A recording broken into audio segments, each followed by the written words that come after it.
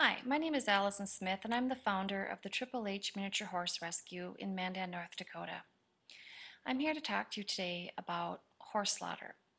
The rescue's been asked several times to give their viewpoints and opinions on this subject, and we have done that, but the 90 seconds on the local news or the small paragraph you get in the local paper simply isn't enough to get across to the community or educate the community of what horse slaughter really is and the ramifications of it.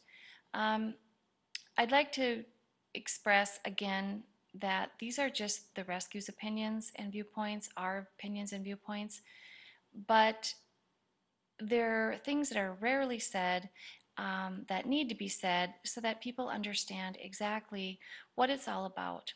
And this in turn will enable them and educate them just a little bit more so that they're able to make their own decisions on how they feel about horse slaughter.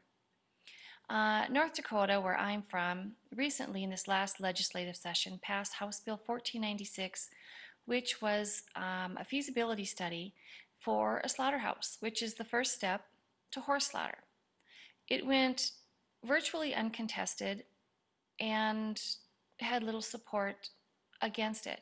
We did go up to give testimony against it, and there were a handful of others that gave testimony against horse slaughter, but by and large it was uncontested. And I think the reason for that was that our community simply did not have enough information or understand what horse slaughter really was about. The pro slaughter horse industry has done a very good job of leading our community and possibly the country, certainly our politicians and our media, have been led to believe that we need this feasibility study for the quote unwanted horse. The unwanted horse word came up numerous, every time it was spoken of.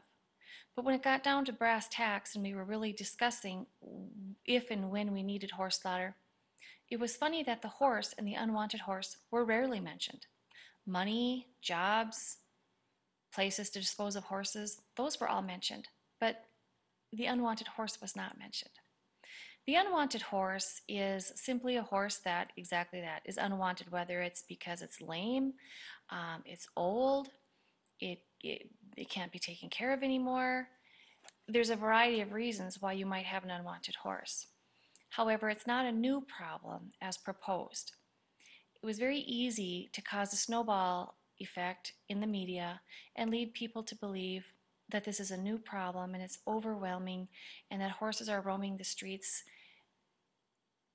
which was just a huge untruth. This is not a new problem. There have always been unwanted horses, and unfortunately, there will always be unwanted horses. There's unwanted cats, there's unwanted dogs, and in our country, there's even unwanted children, for heaven's sakes. This is not new. What we need to determine is how are we going to help the unwanted horse? How are we going to resolve this problem?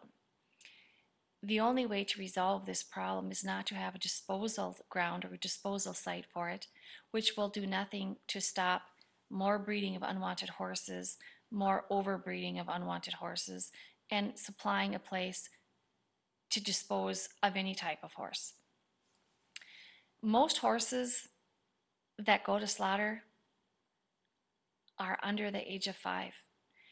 These are not old, sick, and unwanted horses.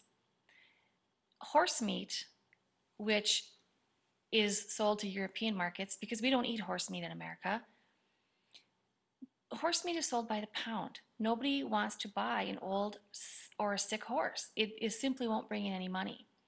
So these are the very horses that we're trying to find a way to be able to eliminate them, if you will, are the very horses that nobody's buying. So if horses are age 5 and under for the majority of them, this is the complete opposite of what we've been led to believe. What we need to do is understand breeding.